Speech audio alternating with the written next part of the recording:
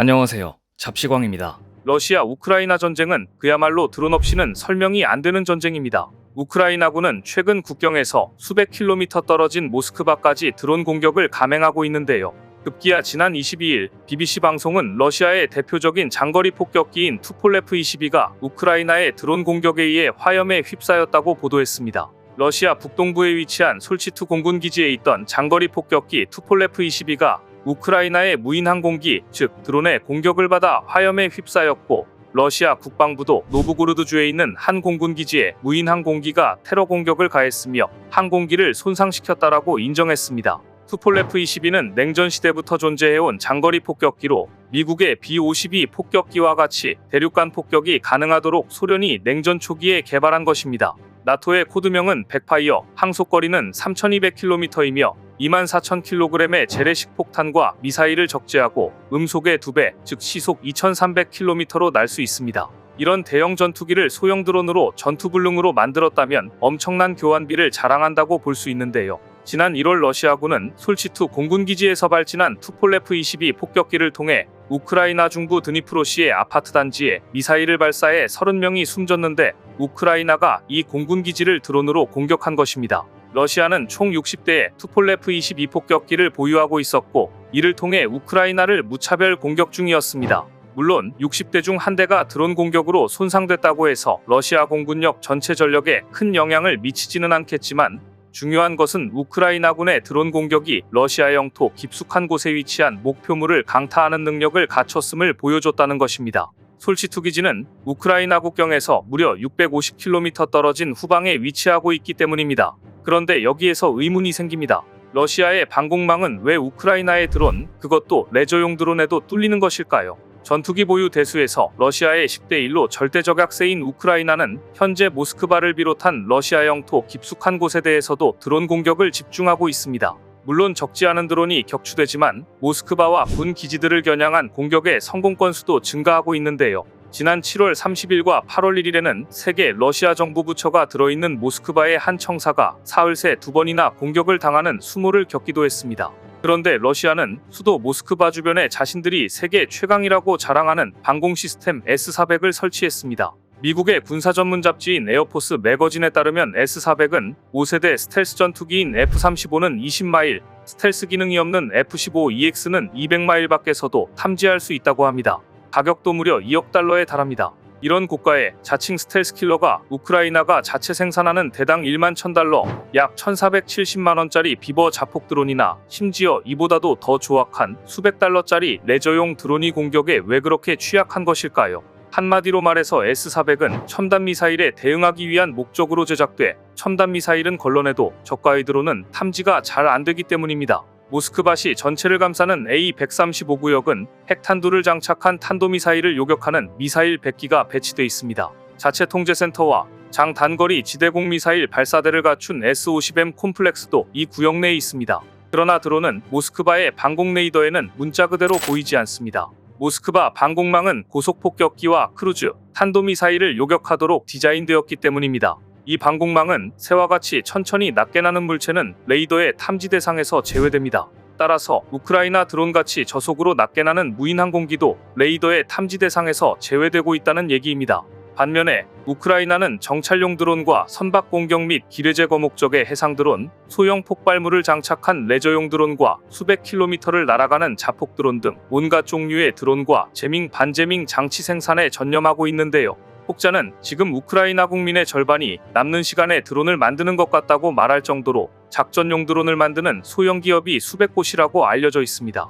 어쨌든 러시아는 지금까지 자기 나라가 스텔스 킬러 수준의 첨단 방공망을 갖추고 있다고 자랑해왔지만 저가의 드론에는 꼼짝 못하는 수준이었다는 게 이번에 밝혀진 것인데요. 더구나 러시아는 지금까지 중국산 드론을 많이 써왔으나 이제부터 중국산 드론을 공급받기는 더 어려워질 듯합니다. 러시아와 우크라이나 양국에 드론을 판매 중인 것으로 의심을 받던 중국이 정부 차원의 드론 수출 제한에 나섰기 때문입니다. 이것은 물론 무기를 지원하지 말라는 국제사회의 압박에 의한 것입니다. 하지만 중국산 드론을 못 사게 됐다는 것은 러시아로서는 그리 나쁜 일만은 아닙니다. 중국산 드론은 러시아, 우크라이나 전장뿐 아니라 미국 그리고 인도에서마저 퇴출될 조짐을 보이고 있기 때문입니다. 최근에는 인도마저 중국산 드론은 사용금지 조치를 내렸습니다. 인도 정부는 안보상 이유를 들어 자국 군용무인 항공기 드론에 중국산 부품을 사용해선 안 된다는 방침을 정했습니다. 올해 2월과 3월 두 차례 진행된 인도군 관계자와 드론 제조업체 간 면담에서 인도 정부는 인도와 육지 국경을 공유하는 국가의 장비나 부품은 안보상 이유로 납품이 허용되지 않을 수 있다고 밝혀 중국을 직접 거론하지는 않았지만 인도와 국경 분쟁을 일으키고 있는 중국을 겨냥한 발언이라는 것은 누구나 알 수 있었습니다. 인도군은 현재 드론의 운용체계상 통신이나 카메라, 무선 전송 등에서 중국산 부품이 쓰일 경우 중요한 군사 데이터를 손상시킬 수 있다고 우려하고 있습니다. 이 같은 안보상의 허점을 피하기 위해 인도군은 앞으로 군용 드론의 경우 부품을 납품할 때 구성 요소의 출처를 밝혀야 한다는 조건까지 달았습니다. 하지만 드론 사업에서 중국산을 완전히 배제할 수 있을지는 의문이라는 지적도 많습니다. 인도 남부 벵갈루루 소재 군용 소형 드론 공급업체인 뉴스페이스 리서치 앤 테크놀러지의 설립자 사미르 조시는 공급망의 70%가 중국산이다. 그래서 만약 중국이 아닌 폴란드인과 거래한다고 쳐도 그가 가져오는 부품은 결국 중국산일 것이라고 말해 드론 시장에서조차 중국산 부품이 얼마나 많은가를 말해주었습니다. 그러나 국방이나 통신 분야에서 첨단 장비에 중국산 주의보를 내는 국가들은 점차 늘어나고 있습니다. 미국 의회는 2019년부터 중국산 드론과 부품이 사용을 금지한 상태입니다.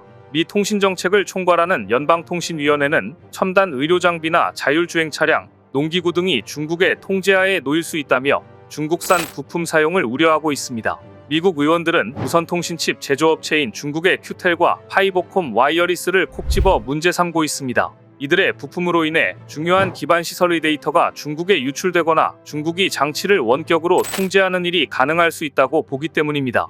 그리고 미 의회의 의심과 우려는 사실로 드러났습니다. 결정적인 증거가 한국에서 포착된 것입니다. 국내에 판매된 중국산 계측 장비에 악성 코드가 설치된 채로 납품된 사실이 드러난 것입니다. 이는 중국산 제품에서 악성 코드 설치가 발견된 최초 사례로서 국가정보원은 관계기관 합동으로 유사 장비에 대한 전수조사를 진행하고 있는데요. 국정원은 지난 4월 중국 연계 조직이 우리 정부기관의 용역 사업을 수행 중인 민간업체를 해킹해 내부망을 침투했고 안보 관련 자료를 훔치려 했다는 사실을 적발했습니다. 또 지난 6월에는 중국 업체가 제조해 국내 기관에 판매한 계측 장비에서 악성 코드가 설치된 채 납품된 사실이 적발되었습니다.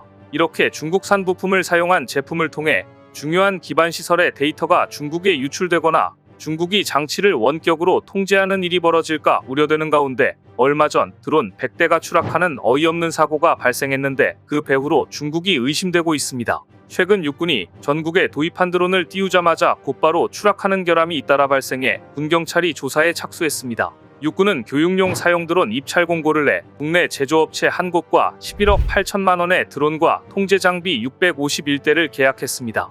낙찰받은 국내 제조업체가 지난 1월 드론을 납품했고 육군은 대대급 부대까지 보급해 운용을 시작했습니다.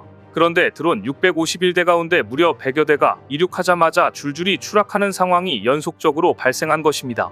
문제가 발생하자 육군은 드론 사용을 전격 중지했고 군사경찰은 낙찰과 납품 과정에 대한 조사에 착수했는데요. 군 경찰은 납품업체가 직접 드론을 제조하지 않고 중국산 제품을 사들인 뒤 납품했을 가능성을 염두에 두고 수사하는 것으로 전해졌습니다. 이와 관련해 업체 측은 배터리와 프로펠러, 변속기 등 부품들을 중국에서 수입했지만 국내에서 조립해 납품했다고 해명한 것으로 전해졌는데요. 불량품이 한두 개도 아니고 어떻게 이렇게 총체적으로 부실할 수 있는지 이해가 안 갑니다.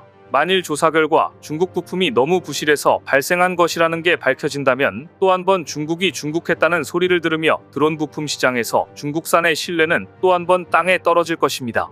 오늘 준비한 소식은 여기까지입니다. 댓글을 통한 여러분들의 많은 의견 기다리겠습니다. 시청해주셔서 감사합니다.